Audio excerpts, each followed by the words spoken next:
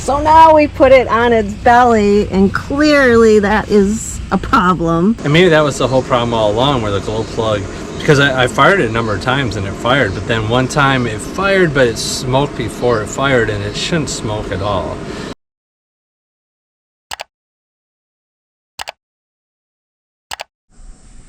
All right, so one of the big issues that we've had with the van since day one is a diesel heater. So when we built out the van, we decided there's two options, or there might be three options, but there's two options for sure. One is to buy a Chinese diesel heater, which is about $150 off of Amazon. Easy breezy. Certainly the quality's got to be less, but both of our boys have them, and they like them and they work good. So that was one option. The other option is to buy an ESPAR heater, which is built in Germany, and it's higher quality. We had one on our old Sprinter, but by the time we bought the Sprinter, it wasn't really working very well. Anyway, that was like $1,600, but we're like, yeah, we're spending all this money, let's just do it right, let's buy that heater. So we bought it, installed it. Installation instructions are fairly simple, and it did not work. It worked for, I would say, about 2 weeks before it started smoking, and that was a problem. So we would get white smoke. There's a lot of reasons for that. That can be the possibility that you have air in your lines, fuel filter is clogged, the glow plug screen is clogged. Well, no, I changed all those and still had an issue. So I went ahead and took that one out, sent that back to where it could be stored, and purchased a Chinese diesel heater off of Amazon, installed it, boom, it worked great. No problems. We ran it all winter, sometimes, you know, all night long, and much of the next morning, because in Arizona it gets cold until probably 10 o'clock. For many hours. We run it many hours. Yeah, many hours. So anyway, so that worked good. The plan was, if that one goes bad, just go ahead and replace it and just spend another $150. So a few days ago, I fired it up and it would not fire. Tried a few different things, and to understand, a lot of this can be installation. It doesn't necessarily mean that the equipment is bad. It can be how it's installed, but it was working totally fine, and then it stopped. Well, I was able to mess around with it and get it to work again, and then we ran it all night the other night. Even though it's been smoking hot, it was cooler at night, so we were able to get it running. And then all of a sudden it stopped again. So at this point in time, seeing that we really don't need it, it's probably a good time to try and put the $1,600 ESPAR back in. Probably spend $200-300 more on the pieces and parts. The advantage of the ESPAR heater compared to the Chinese diesel heater is the pump is very silent. You can hardly hear the pump. They have a new brand pump. It's a $150 pump compared to, you know, a $10, $15 pump. The other advantage is the diesel heater will actually shut off when it's at heat. So just like your house where you have a furnace that'll turn off, it'll actually turn off. So that's kind of nice. As where the Chinese diesel heater will continue to go, and but just at a low speed on the pump, so that way it's ready to roll when it needs heat. The difference between the Chinese and the ESPAR is just the quality of components, and you can see it when install it. And there's nothing wrong. And the reason they call it the Chinese diesel heater is they just basically copied the ESPAR heater and created their own components, and people love them, so they work. But anyway, today's project then, or next week or whatever, well, it's very, very hot outside, is to pull out the Chinese diesel heater. I'm not going to throw it away. I'm just going to hold it. Again, I don't think it's a heater. I think maybe the pump is bad, or something else. I don't know, but everything was working. But anyway, try and go back to the ESPAR, get that to work, because that is for sure a higher quality heater. It should work.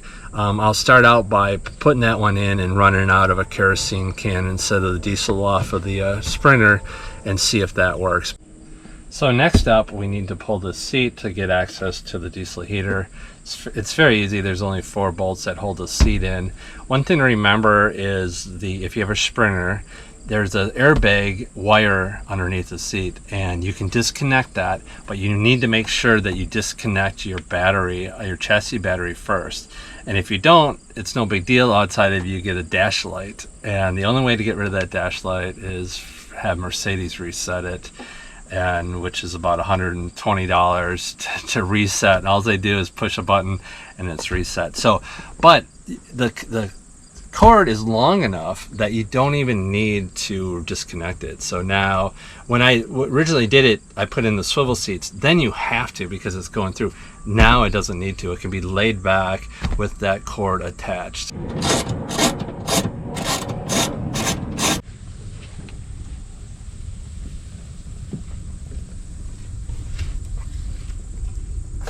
So here's the cord inside, which is for the airbags. And again, it's long enough that it'll pull out to allow you to set the seat back. So all I do, the seat's fairly heavy with the swivel. It's not that heavy, I don't think, without the swivel, but the swivels are very heavy. And then just set it down. So now that I have this off, I'll go ahead and pull the diesel heater out. It's fairly simple to do. If you have a question, is the ESPAR and the Chinese diesel heater different? This is the D4L. So it's equivalent to the 5 kilowatt Chinese diesel heater. They're the exact same dimensions. And if you look in here, this is the heater itself, and this is an air compressor. So not to confuse anybody, this is the ESPAR heater. So this is our old diesel heater that I picked up from Bob's parents. And it's actually this outer casing is actually the Chinese diesel heater that's in there. So that just goes to show you, as long as you get, this is an 8 kilowatt, which is not true. They sell it as 8 kilowatt, it's a 5 kilowatt. It's the same as the D4L ESPAR. So, because it just interchanges. So I just kept that one in there because it fit better. So now what I'm going to do, this is all the ESPAR wiring, which is not as bad as it looks, because it's just length. It goes a long distance, but I need to put the pump back in here. I cut it out, so I'll splice that back in, no big deal. And my goal is to actually run it on the table. I've done a lot of diesel heaters, because I shouldn't say a lot, but I have a lot of experience because I helped my son build one into a suitcase, so it could be mobile. And so I ran it, wearing super good. I wired it. I know these don't get very hot at all because it's underneath there. And so anyway, I can run it out here without any issue. So that's the next goal, is to get all this hooked back in here. Next step. So here's the plan. Instead of pulling this one out right away, I went ahead and hooked up the ESPAR. That's the ESPAR there. I'm probably saying it wrong, but whatever. ESPAR? EPSAR, but you understand. So everything's hooked. I have batteries coming, or I have terminals, bus bars for positive and negative coming into the seat from the batteries in the back. That's circuit breaker back there, and then it's fused here for the ESPAR.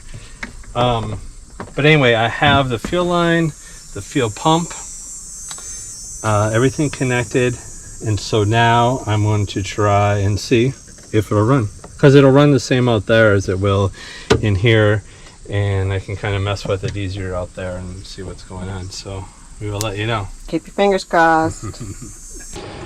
So now I'm using kerosene direct, just so I bypass any of the diesel or any other issue that we may have. And you can see it's smoking, but it may be just clearing it out, so we'll see. But now it stopped. So that was a problem before. It could never get to fire, so I'm not sure at some point at least. So we'll see if it even fires. But you can tell the glow plug is turning on a little bit because it's burning some of that fuel, but we'll see. Trial number 48. Yeah. So this is a glow plug that goes into the diesel heater. So this lights up at first bright red. I just had it bright red, and then the diesel goes through a screen, and it kind of aerates it into small droplets, and then it fires. So I wanted to check to make sure that that was bright red, and it was definitely bright red. So that's a good sign. Now what I'm going to do, there's a screen in there that you take out. It's kind of hard, you have to kind of pick at it, and it's a screen that is used to, when the fuel comes in there, it kind of disperses it into droplets, and then the glow plug will ignite it. This is the glow plug here. It's hot, so. Yeah. Alright, so it's there, and now I should be able to pull it off. So here is the, I think they call it a atomizer or something like that, but if you look at this, what it is it's one of these. And you can find these on eBay, very cheap, so that's what I did. Even though you shouldn't have to replace them that often. But what it is basically this and this. And as you see, it is not carbon. It's darkened because of the color of the flames going against it, but it's not full, or no, it's not full of carbon or anything like that. So, but I'll replace it, seeing that I'm in there, and see what happens. There's also a hole in there. One thing you want to do is when you line this up, you want to line this up away from where the fuel is getting injected, which you have to kind of guess which way that's happening. But there's also a little hole that you can see that allows air to come in there, and you just poke that open. But the thing is, this is too new to have that clog. So I had this all apart, and there's no carbon inside there. I mean, this thing's brand new, even though it's probably has 500, 600, 700 hours on it. It's still, when I opened it, there was no problem with it. So anyway, I'm going to put that in there, and this goes in there with this tool here. So you put this on the end here, and again, line this up, and then gonna push this in there, and then that'll take care of it. Or as far as this, I don't think this is a problem, but might as well do it as long as I had it out. So alright, so I pulled out the gold plug, checked that was good. I switched out the screen, and now we have fire, and we did not have fire before. So I've done this before, so I'm not, but it fired off. So this is a good sign, obviously, because when you hear it running, then you can just let it sit and run and make sure everything's okay. But I don't know if it was the glow plug. The glow plug wires are a little messed up, even though it glowed super red, so that's not a problem. And now it's working, so don't know if it's the screen or the glow plug. That's the problem with doing two things at once, but it's okay. So I'm done for the evening. Probably worked on it, I don't know, 6 hours today. A lot of it's just putting pieces together and getting everything set. But what I have now is everything works when I come out of the kerosene. The heater seems to be working, but last time I ran it, it had a little bit of smoke, so I'm guessing the glow plug is the culprit. So I'm going to order a new glow plug. I actually have one coming from Amazon that's not made for this model. I can splice it in probably, but because the wires on the glow plug are like splintering off. Yeah, I mean, it's probably okay, but I don't know. We'll see, because I'll run it a few more times to see what's going on. But I'm going to go get some new fuel line to hook into the diesel tank. And then tomorrow, because I know it works, it may just be the glow plug that needs to be changed, and I can change that when it's in here. And maybe that was the whole problem all along, where the glow plug, because I fired it a number of times and it fired, but then one time it fired, but it smoked before it fired, and it shouldn't smoke at all.